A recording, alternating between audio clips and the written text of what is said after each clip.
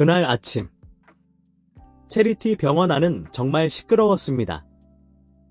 왁자지껄한 안내 방송 소리가 울려 퍼졌습니다. 진료 순서가 된 환자들의 이름이 끊임없이 불렸습니다. 하지만 아무도 눈치채지 못하는 듯했습니다. 로비 구석에 서 있는 할머니를 말입니다. 할머니는 낡은 옷을 입고 계셨습니다. 세월의 흔적이 묻어닳고 색이 바랜 옷이었습니다. 낡아서 뒷굽이 다른 슬리퍼도 신고 계셨습니다.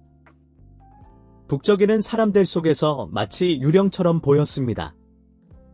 바삐 움직이는 사람들 속에서요. 주변 사람들은 모두 자신의 일에만 몰두하고 있었습니다. 환자 보호자, 병원 직원들 모두 정신없이 바빴습니다. 아무도 작고 지친 할머니에게 관심을 주지 않았습니다. 할머니의 눈빛은 간절함으로 가득 차 있었습니다. 도움을 요청하는 듯 애처로워 보였습니다. 그러나 아무도 멈춰 서지 않았습니다. 할머니는 조용히 접수대로 향했습니다.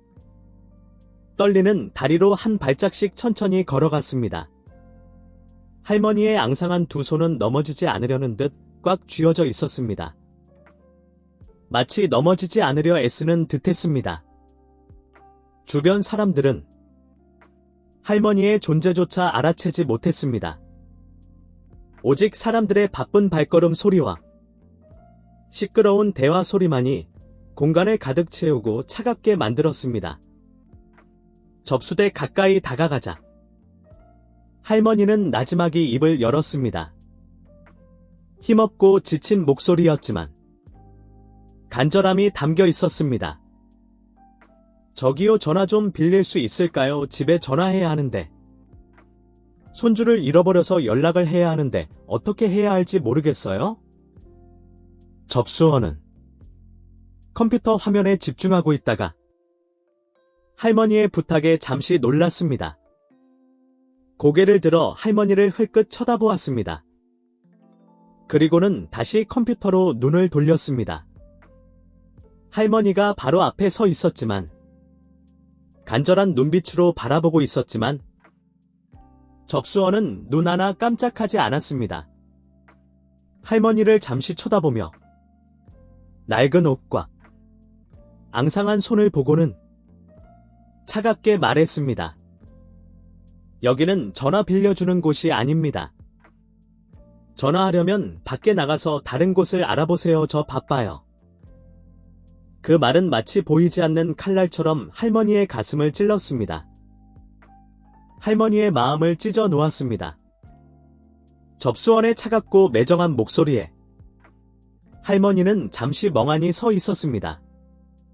주변 사람들의 시선이 할머니에게로 쏠렸습니다. 하지만 그것은 관심이나 도움의 눈길이 아니었습니다.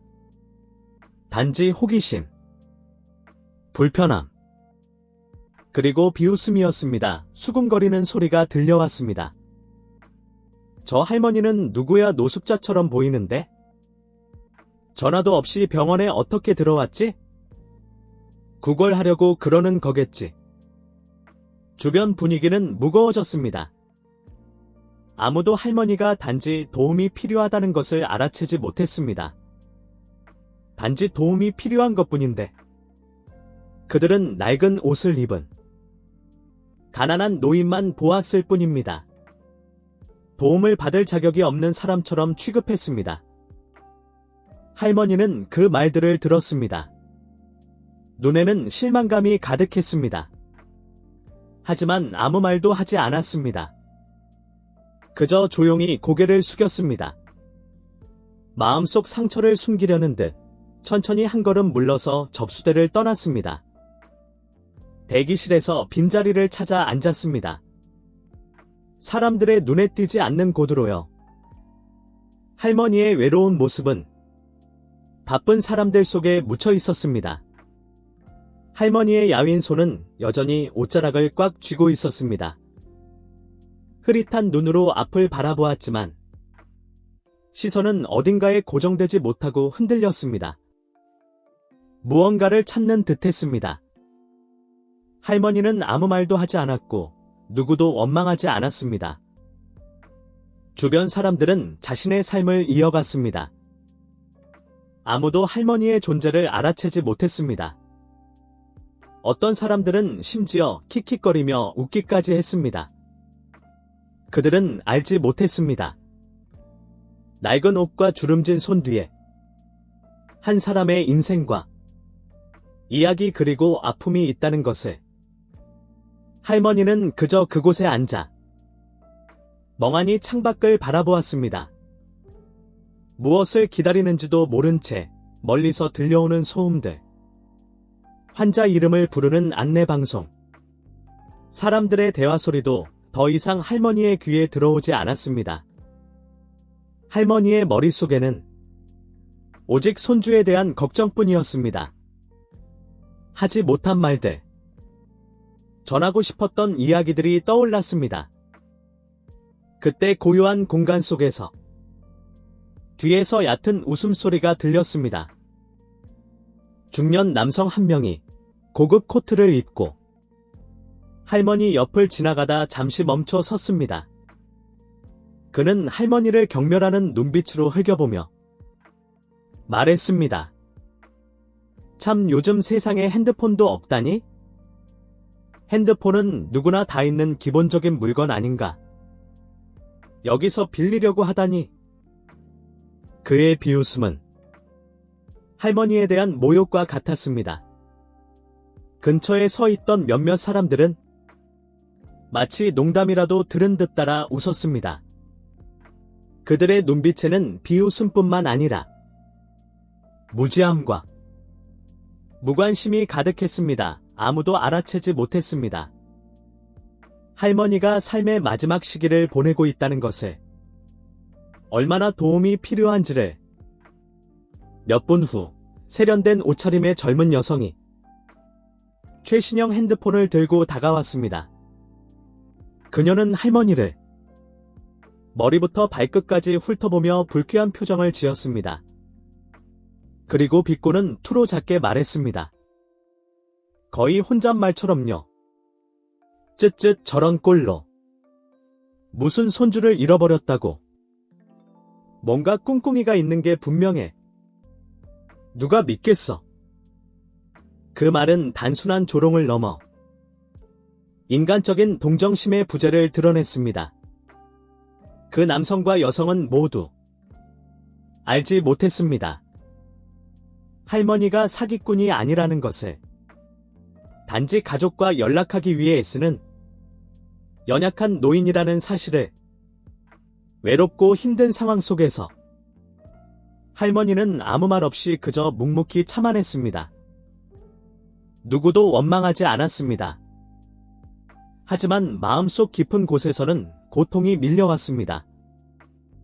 할머니에게 가장 큰 고통은 타인의 비난이 아니었습니다. 버려지고 무시당하고 존재 가치를 잃어버린 듯한 느낌이었습니다. 존중받지 못하고 가치 없는 존재로 취급받는 느낌이 가장 힘겨웠습니다. 할머니는 알고 있었습니다. 세상이 예전처럼 자신에게 관심을 주지 않는다는 것을. 하지만 이해할 수 없었습니다. 왜 평범한 사람들이 자신처럼 도움이 필요한 사람에게 이토록 무관심할 수 있는지. 단지 도움이 필요한 사람에게조차 그저 도움의 손길이 필요한 사람일 뿐인데.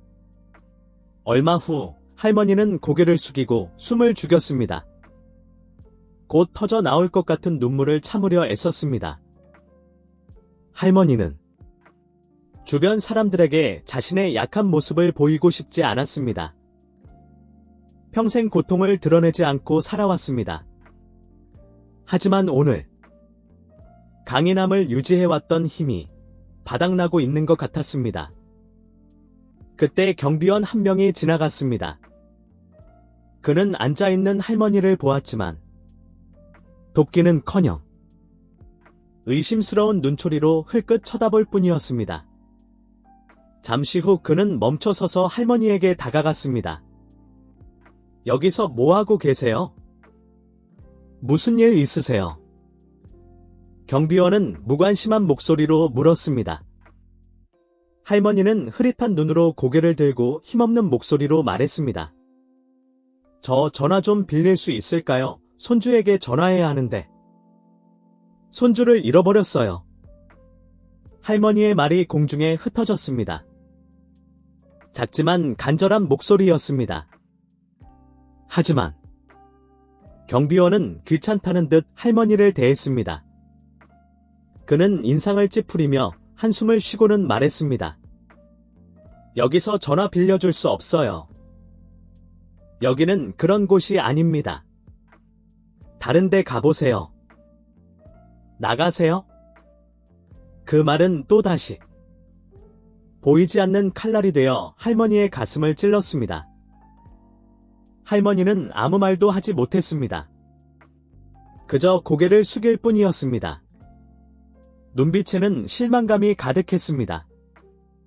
아무도 할머니의 고통을 이해하지 못했습니다. 아무도 깨닫지 못했습니다. 차갑고 매정한 말과 눈빛이 할머니에게 얼마나 큰 고통을 주는지, 육체적인 고통이 아닌 정신적인 고통을. 할머니는 차가운 병원에 홀로 앉아 있었습니다. 아무도 관심을 주지 않았고 아무도 다가와 묻지 않았습니다. 주변 사람들의 차가운 시선을 느낄 수 있었지만 더 이상 맞설 힘이 없었습니다. 더 이상 그들과 마주할 힘이 없었습니다. 할머니의 마음속에는 작은 희망이 사라져 가고 있었습니다. 주변 사람들에게 도움을 받을 수 있으리라는 작은 희망마저 사라져 가고 있었습니다.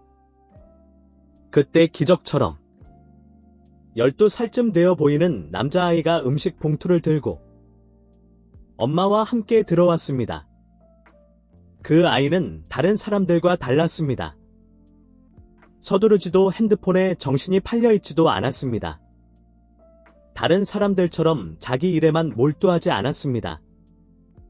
아이는 할머니에게 다가갔습니다. 따뜻한 눈빛으로 할머니를 바라보았습니다. 다른 사람들의 차가운 시선과는 달랐습니다. 아이의 눈빛에는 남다른 공감이 담겨 있었습니다.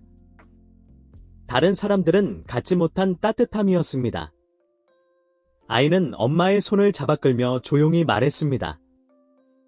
엄마, 저 할머니 너무 불쌍해 보여요. 무슨 도움이 필요하신지 여쭤봐도 될까요? 엄마는 할머니를 보고 잠시 망설였습니다. 하지만 아들의 눈빛을 보자 미소를 지었습니다. 아들이 좋은 일을 하고 싶어 한다는 것을 알았습니다. 아들의 따뜻한 마음을 읽을 수 있었습니다. 그런 아들의 부탁을 거절할 수 없었습니다. 엄마는 고개를 끄덕이며 아이와 함께 할머니에게 다가갔습니다. 할머니 괜찮으세요? 무슨 도움이 필요하신가요? 엄마는 따뜻하고 진심 어린 목소리로 물었습니다. 할머니는 고개를 들었습니다. 어둠 속에서 한 줄기 빛을 발견한 듯 눈빛이 반짝였습니다. 마치 어둠 속에서 한 줄기 빛을 본 것처럼 할머니는 희미하게 미소를 지었습니다. 떨리는 손으로 입을 열었습니다. 고맙구나 얘야. 전화 좀 빌릴 수 있을까? 손주에게 전화해야 하는데. 엄마는 망설이지 않고 핸드폰을 꺼내 할머니에게 건넸습니다. 아무런 의심도 없이 그 순간 할머니는 깨달았습니다. 세상에는 아직 따뜻한 마음과 친절이 남아있다는 것을. 비록 차갑고 무관심한 사람들이 많지만 할머니는 떨리는 손으로 핸드폰을 받아 들었습니다.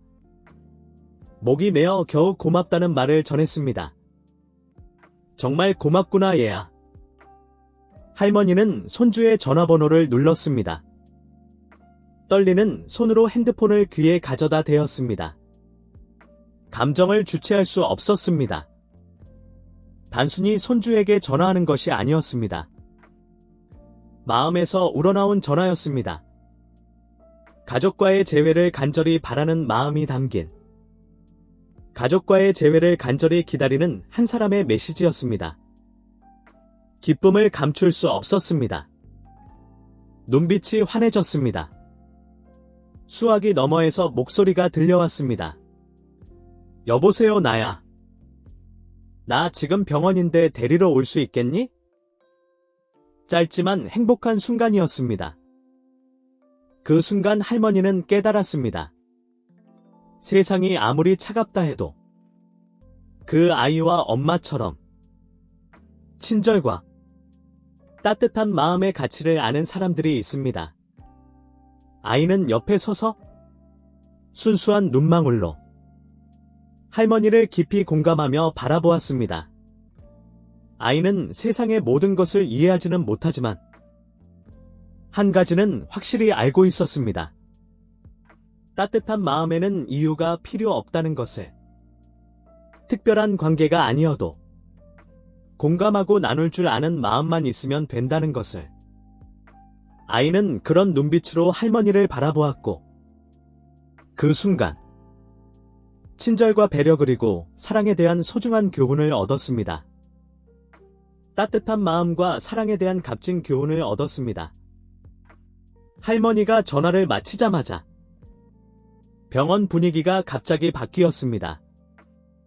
검은색 고급 승용차 한 대가 복잡한 도로를 빠르게 지나 병원 앞에 멈춰 섰습니다. 끼익하는 날카로운 브레이크 소리가 주변 사람들의 시선을 사로잡았습니다. 모두 호기심 어린 눈으로 차를 바라보았습니다. 차 문이 열리고 중년 남성이 내렸습니다.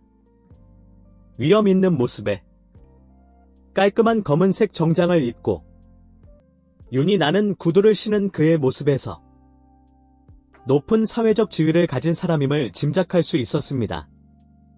사회적으로 높은 지위를 가진 사람임을 한눈에 알아볼 수 있었습니다. 얼굴에는 걱정이 가득했고 눈은 누군가를 찾는 듯 병원 로비를 샅샅이 살폈습니다. 마치 매우 중요한 사람을 찾는 듯했습니다. 그의 뒤를 따라 서류와 짐을 든 2명의 비서가 황급히 따라왔습니다. 주변 사람들의 관심은 더욱 커졌습니다. 남자는 대기실에 조용히 앉아있는 할머니를 발견하고 멈춰 섰습니다. 그리고 그 순간 그는 할머니에게 달려갔습니다. 얼굴에는 감정과 걱정이 가득했습니다.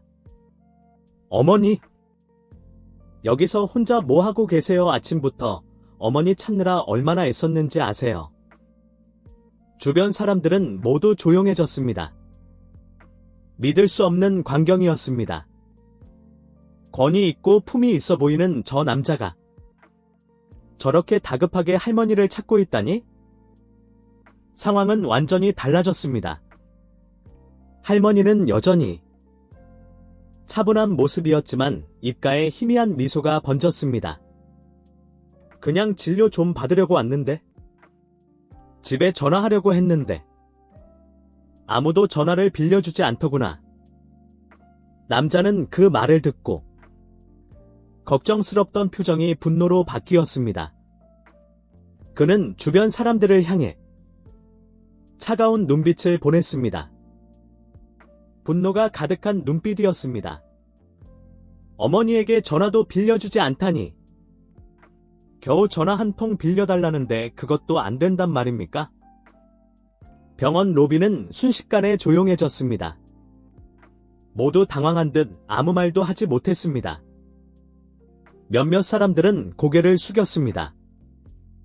접수원을 피하는 눈길도 있었습니다. 할머니에게 전화를 빌려주지 않았던 접수원은 얼굴이 하얗게 질렸습니다. 아무 말도 할 수 없었습니다. 남자는 분노에 찬 목소리로 말을 이어갔습니다. 어머니는 평생 가난한 사람들을 위해 헌신하셨습니다. 이 나라에서 가장 큰 자선재단을 설립하신 분입니다. 이 병원을 짓는 데에도 큰 도움을 주셨고 수많은 사람들을 도우셨습니다. 그런데 오늘 어머니가 이런 대접을 받다니. 그의 말에 병원 로비는 쥐 죽은 듯 조용해졌습니다. 할머니를 비웃었던 사람들은 고개를 숙이고 후회했습니다. 그들은 깨달았습니다. 할머니가 노숙자가 아니라는 것을. 사기꾼이 아니라 한 여성이었습니다. 자비로운 마음씨를 가진, 사회에 많은 공헌을 하신 분이라는 것을. 할머니는 아무 말씀 없이 온화한 미소를 지었습니다. 누구도 원망하지 않았습니다. 다만 아들에게 조용히 말했습니다. 얘야, 화내지 마라. 엄마는 괜찮다. 그저 사람들이 깨닫기를 바랄 뿐이다. 때로는 누군가를 도울 때 그 사람이 누구인지 몰라도 도움을 줄 수 있다는 것을 엄마가 어렸을 때부터 항상 가르쳤던 것 기억나니? 할머니의 따뜻한 말에는 비난이나 분노는 없었습니다. 오히려 사랑과 용서가 담겨 있었습니다. 할머니는 아들뿐만 아니라 그곳에 있던 모든 사람들에게 소중한 교훈을 주었습니다. 친절과 도움은 가난한 사람이나 부유한 사람, 아는 사람이나 모르는 사람을 구별할 필요가 없다는 것을. 그것은 우리 모두가 배우고 소중히 여겨야 할 미덕입니다. 우리 모두가 배워야 하고 소중히 여겨야 할 가치입니다. 할머니와 아들이 병원을 떠날 때 사람들은 그 자리에 서 있었습니다. 아무도 감히 고개를 들지 못했습니다.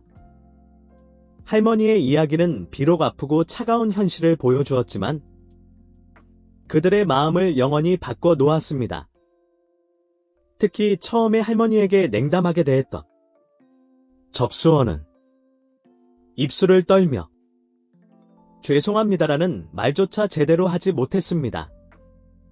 하지만 후회로 가득 찬 눈빛이 모든 것을 말해주고 있었습니다.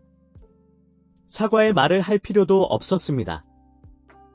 할머니가 자신에게 준 가르침을 깨달았기 때문입니다. 말이 아닌 행동으로 보여준 가르침을.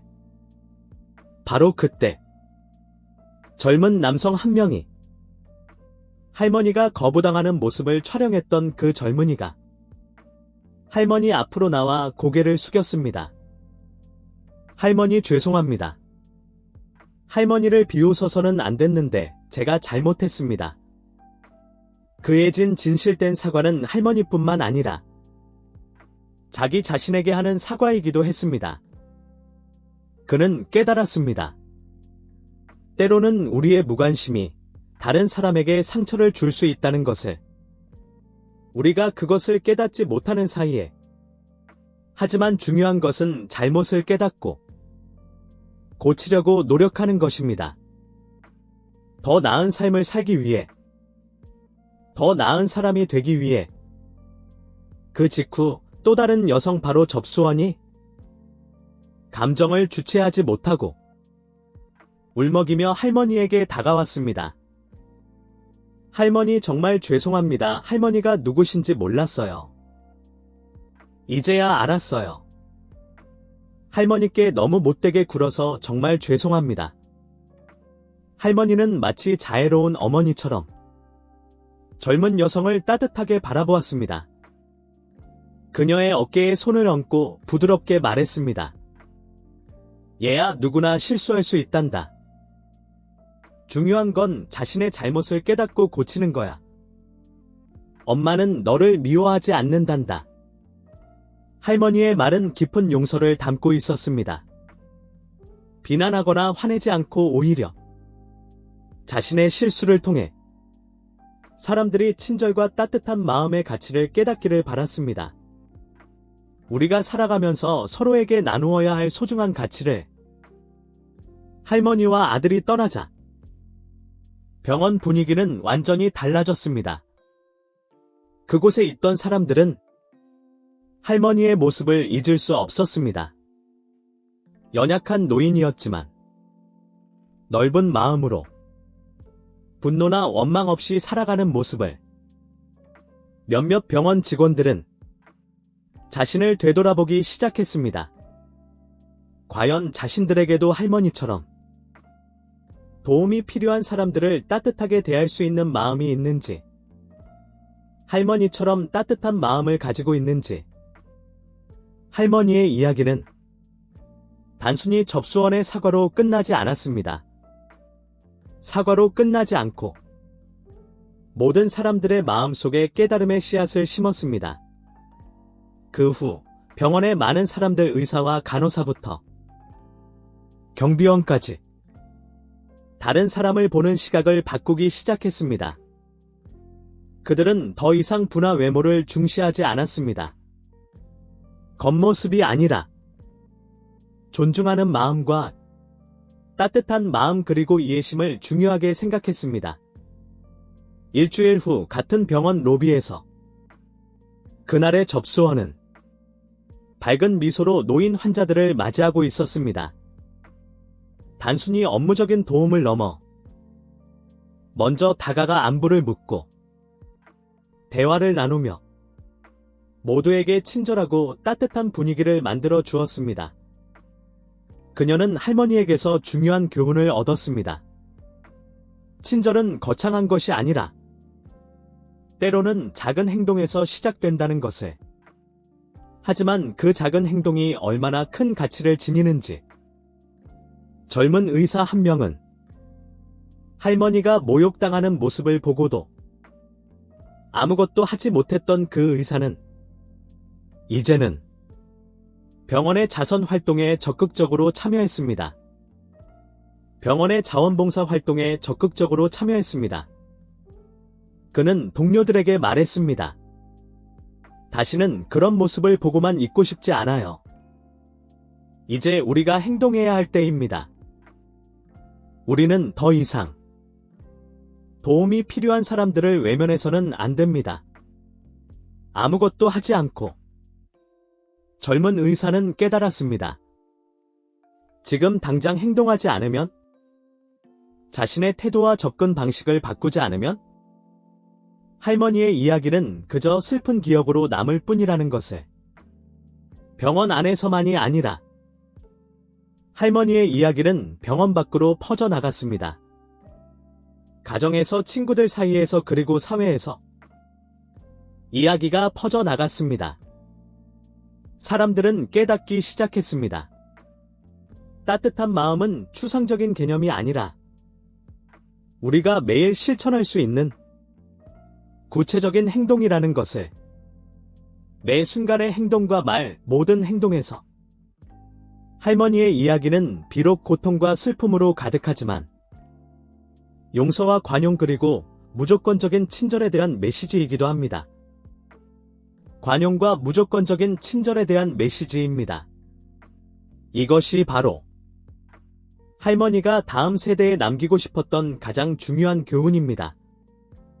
그리고 바로 그 이야기 덕분에 한때 무관심했고 할머니를 모욕했던 사람들이 이제는 주변 사람들에게 사랑과 친절을 전하고 소중하게 생각하게 되었습니다.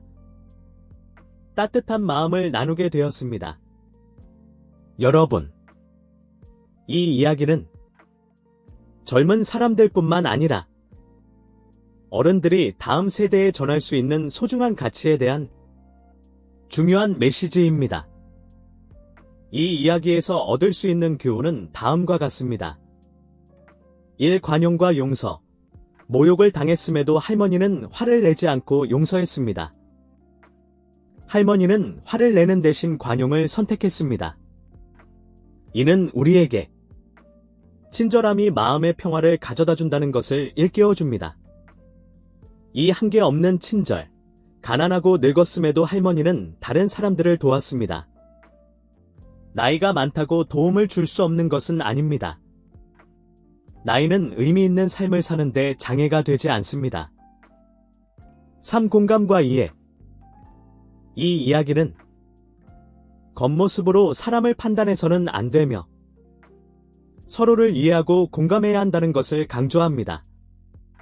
4. 공동체의 연대. 친절은 세대를 연결하고 공동체를 만듭니다. 친절은 세대를 연결하고 공동체를 형성하는 데 도움이 됩니다. 사랑은 각자의 삶을 풍요롭게 합니다. 5. 가족의 중요성. 세대 간의 관계는 관심과 존중으로 가꾸어야 합니다. 세대 간의 유대감은 소중히 여겨야 합니다. 자녀들은 어른들을 공경하고 존중해야 합니다. 우더른을 공경해야 합니다. 6. 다음 세대의 친절을 가르치기. 어른들은 다음 세대에게 친절, 배려, 책임감의 가치를 가르쳐야 합니다. 어른들은 다음 세대에 친절의 가치를 전수할 수 있습니다. 다음 세대에게 친절과 책임감을 가르쳐야 합니다. 여러분, 오늘 이야기는 친절, 관용, 공감의 힘을 다시 한번 일깨워줍니다. 관용과 공감의 힘을 보여줍니다. 삶에 어려움이 있더라도 서로 사랑하고 존중하며 살아갑시다. 왜냐하면 우리가 친절하게 살 때 다른 사람을 돕는 것뿐만 아니라 우리 자신의 삶도 더욱 의미 있게 만들기 때문입니다. 더욱 의미 있는 삶을 살 수 있기 때문입니다. 진실된 인생의 빛진실된 채널을 시청해주셔서 감사합니다. 그리고 이러한 아름다운 가치들을 삶 속에서 실천하는 것을 잊지 마세요. 일상생활에서 이러한 좋은 가치들을 실천하십시오. 다음 영상에서 다시 만나요.